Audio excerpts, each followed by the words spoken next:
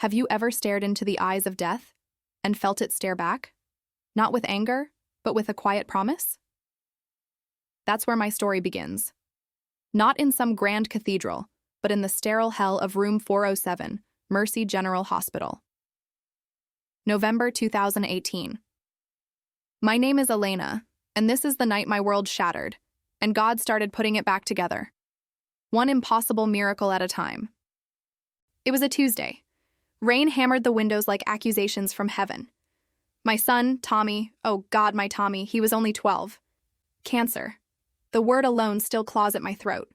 Leukemia, they called it. Acute, aggressive, the kind that doesn't negotiate. For 18 months we'd fought. Chemo that stripped him to bones. Prayers whispered in the dark while machines hissed like serpents. But that night, the doctors came in with charts and clipboards, their faces masks of pity. They pulled the plug at 11:47 p.m., just like that. My boy, gone. I held him as the light left his eyes. "Mama," he whispered once, his voice a ghost, "don't cry. Jesus is coming for me." I laughed then, through the sobs, because what else could I do?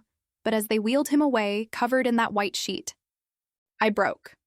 Curled up on the cold tile floor, right there in the hall, and begged God. Not for mercy, for answers. Why?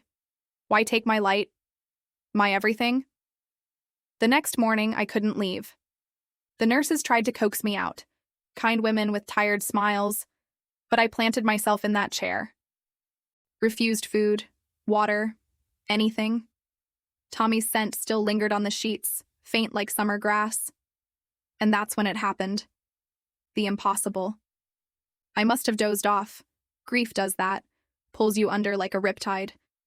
But in that haze, I heard it. Footsteps, small ones, padding across the linoleum. My eyes snapped open, heart slamming against my ribs. There, at the foot of the bed, stood Tommy. Not a ghost, mind you. Solid. His cheeks flushed pink, that gap-toothed grin splitting his face. Wearing his favorite blue pajamas, the ones with rocket ships. "Mama," he said, voice clear as a bell. "I'm okay." Jesus hugged me tight. He said to tell you, it's not over. I lunged for him, arms outstretched, but he stepped back, gentle.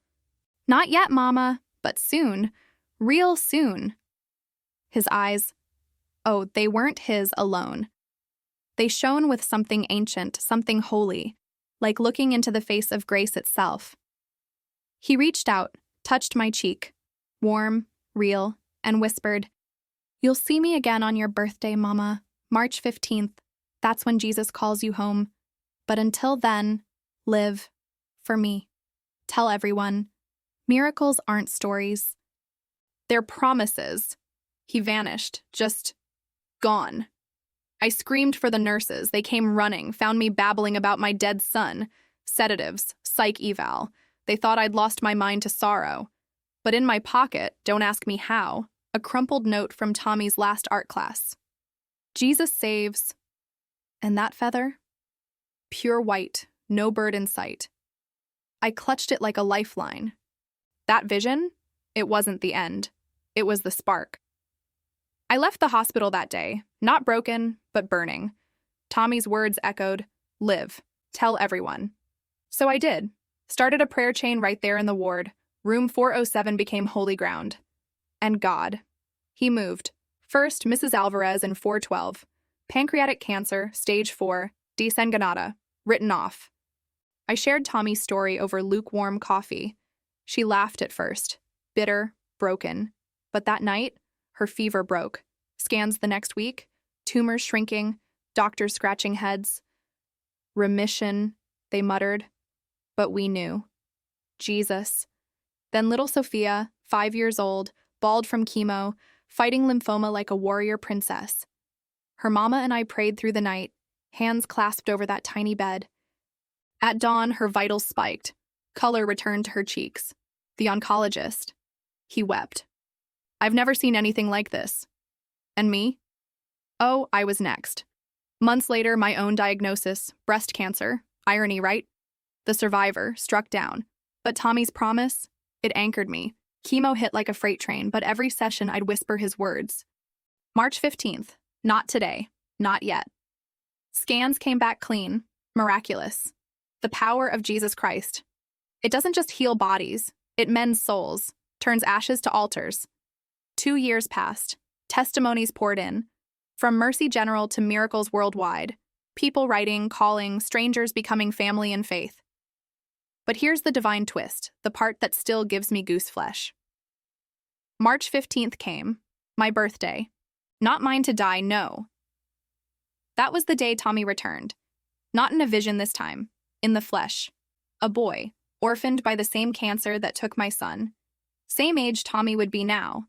Same gap-toothed smile, named Thomas. He walked up to me at the park, held out a feather, and said, "Mama, Jesus sent me back, for good. That's faith, friends, not blind, but bold. It stares down death and says, 'Not today.' Jesus didn't just save Tommy's soul, he saved mine. And yours? He's waiting. Right now. In your hospital room, your heartbreak, your midnight doubt. If this story stirred something in you, that flicker of hope, that whisper of wonder, stick with me. Hit that subscribe button below. Join our little army of believers. Every week, we uncover more real testimonies like Tommy's, cures that defy medicine, lives reborn in Christ.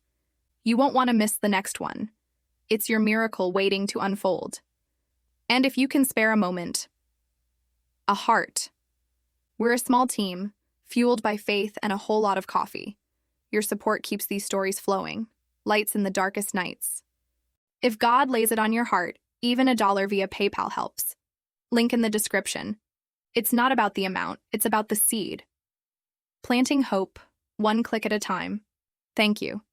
From the depths of my grateful soul. We've walked through the valley together today. Shadows that once terrified, now they're testimonies. So I leave you with this. Believe. Because the God who raised my son from silence, he's the same one knocking at your door. Down in the comments, do you believe in miracles? Drop a yes, or share your own story of faith, the healing, the whisper, the impossible made real. Let's build this altar together. Your words could be the lifeline someone scrolls to tonight.